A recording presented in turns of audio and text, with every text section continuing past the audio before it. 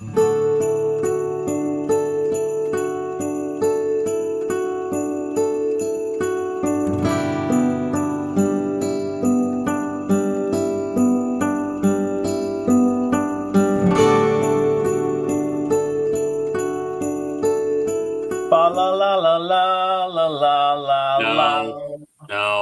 not again. Hey, everybody, and welcome back to day 13 of the Advent Calendar series. As always, I'm Josh. I'm Ross. And we've got our wonderful friend, Mr. Andy Lau, who is joining us again to roll through the 13 Days of Christmas series. Well, Ross and I are going to be trying day 13's beer from the Three Cellars Advent Calendar. So let's jump right into the beer. Mr. Lau, why don't you go ahead and share what you are drinking tonight? All right. It's day 13, but I got number 4. A little bit behind, but we'll catch up. Let's see what we've got in. Let's see what Brewing Project's got in store for me tonight. We've got always fun can art. It is a Synergy, a hazy IPA with Idaho 7, Simcoe, and Sabaro hops. Okay. Comes in at 7.39% ABV. That's high. What's up? It's a decent size hazy. I got a feeling that it's going to be kind of going in similar style to other Brewing Project beers. It's going to probably be a little bit more malty than a normal hazy IPA, and it's definitely going to be hazy because we know they like their hazy colors in their beer. So let's see what we got here. This is way more up your alley. This is way up my alley. And I have not had one of these yet, so. Look at that. Uh-oh. Just hold it over the laptop. You'll be fine. Yeah. Hold it right over the keyboard. Don't do that. There it is. That's almost bartender quality pour right there. Yeah. There's a little bit left in the can, so the glass couldn't quite hold it all. But yeah, kind of what I expected. I definitely can't see through it. There's a decent amount of carbonation in there. I can't tell if that's bubbles or floaty chunks in there, but something's floating around in there. Can't tell if that's the carbonation or not. Those are snowflakes on the outside of the glass. Right? Snowflakes inside and outside the glass. It kind of looks like a snow globe going on in there. It's got a nice IPA floral citrusy nose to it. It's got one of those smells that is really, really good for an IPA. I love that. That's one of my favorite parts about IPAs is just the smell of how good they smell. So let's give this a try. Cheers, gentlemen. Cheers.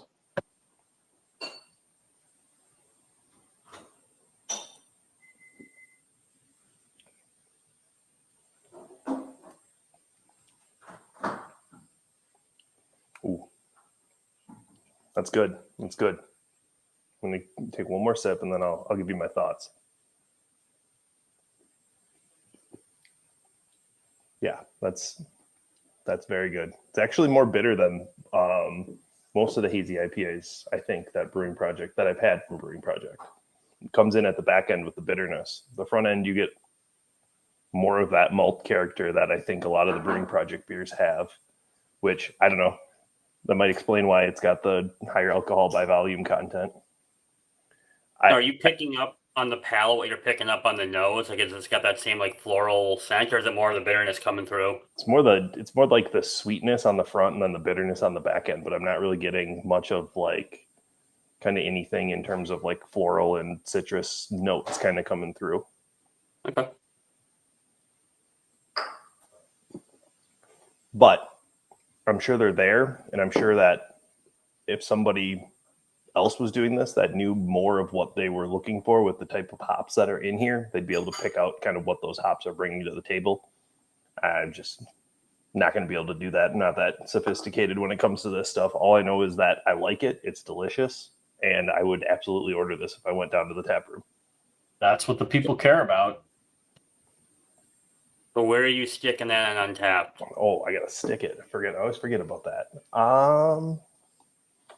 Yeah, Seen skip as- it, sip it, and stick it, as we Seen always as- say. As we We always always say. say. That's what you guys always say on this channel. Seeing as I put the Dare Mighty Things at the 4, I think I'm going to go with 4.25 for this one. Wow. Good score. This is definitely kind of in my wheelhouse for what I'd like to drink. Yeah. Good. Sounds Should- tasty. I should see if I can find that one somewhere. Good stuff. Yeah, I don't know. I've never seen it before, but I also haven't been down there in a very long time. So Pick up the can art. I think I've seen that one before.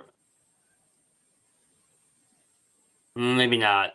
They all blend into each other. I know. I think they get a lot of the same artists to do their artwork. I don't know who does them, but they're all pretty cool though. Oh yeah. they are. All right, what do you guys got in store for us tonight? All right. So day 13. Ross knows what we're about to drink. I don't know yet. I'm trying to avoid seeing what's in here. Because my box is completely destroyed. But I got it. Oh. Okay. Oh. Well, that's First time I've been legit disappointment disappointed. abounds.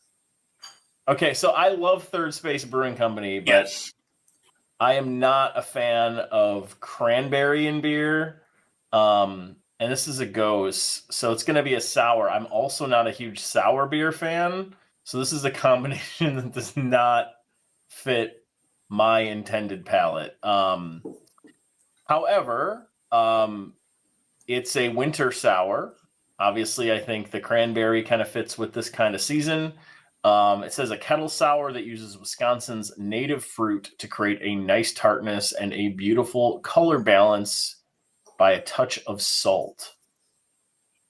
You have your home, you have your work, but everyone needs a third space. We brew quality handcrafted beer for you to enjoy in yours. So this one is way down on the IBU scale, 5 IBUs, so 0 bitterness on this, 4.5% alcohol by volume. Let's pour this thing out. I'm guessing it's going to be red and pretty darn clear pouring Is into this the our glass. first Wisconsin brewery since Eagle Park? I was trying to think about this when I looked at this earlier. I can't remember any other Wisconsin brewery. I don't know. I can't think of it right now. Still pouring. I don't think so. But third space. Yep. I do like Third Space as a brewery. Third space is good. They're one of my favorites in the area. It is Absolutely. exactly as I thought it would look.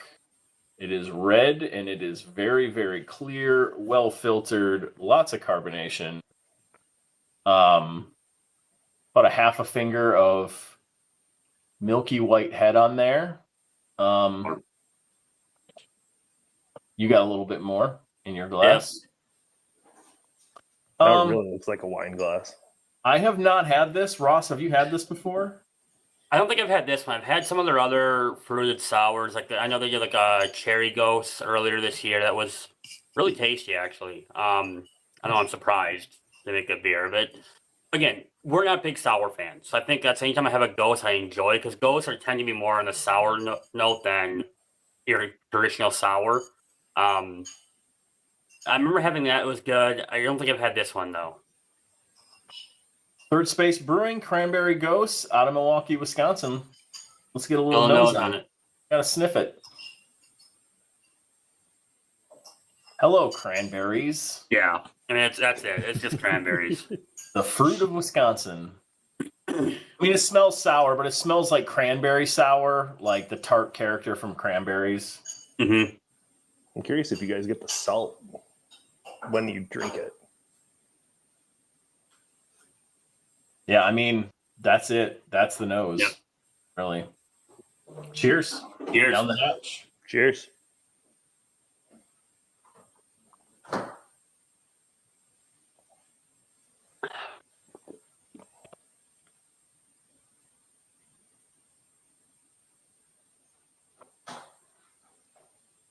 Well, the first thing that's surprising to me it's much more tame in the tartness and sourness than I was expecting.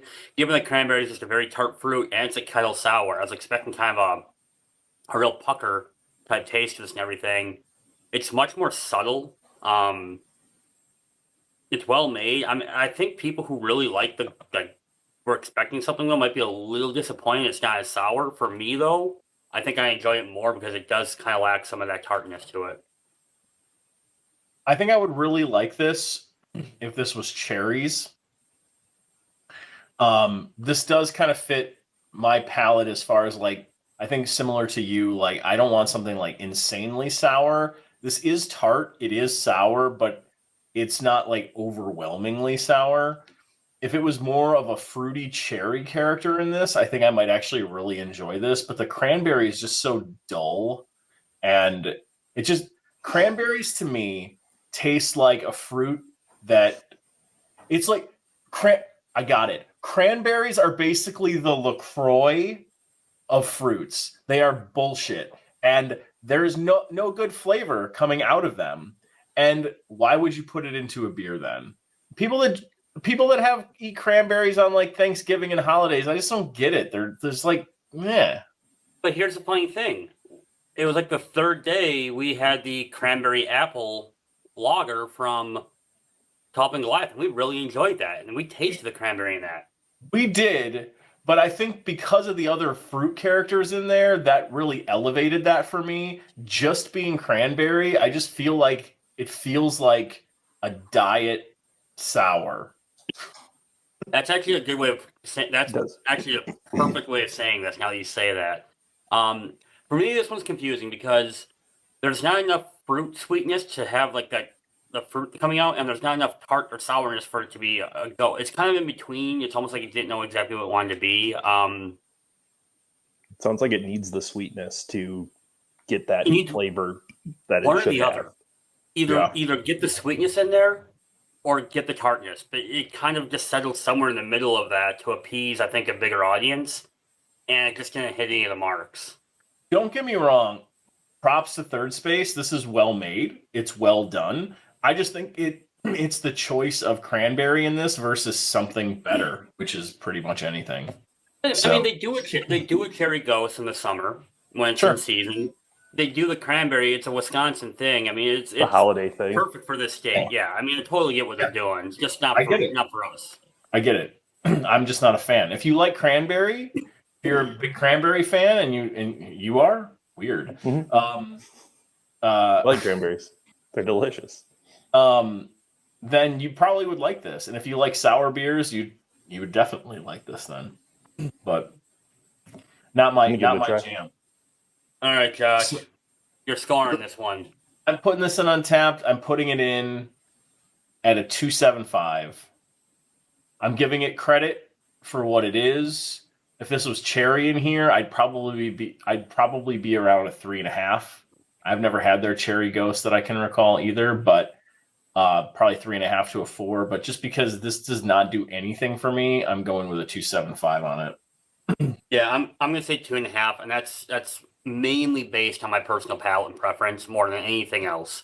It's not the quality of beer, it's not the way it's made or anything. It's just not. It's not for me. I wouldn't see myself ordering it. Again, the joys of this advent calendar is trying something I don't think I'd ever try in hopes maybe I'd like it, because again, I would never order the cranberry apple lager from Topping Life. That was great, and I would definitely get it again. So I had some hopes for this, thinking maybe I'll be convinced, but it's just kind of what I thought, and it's just not really what I'd want. This beer would have been top 6 in my Costco advent calendar last year. So take that for what you will. All right. Well, day 13 in the books. We are more than halfway done with the advent calendar series this year. Thank you, Mr. Lau, for joining.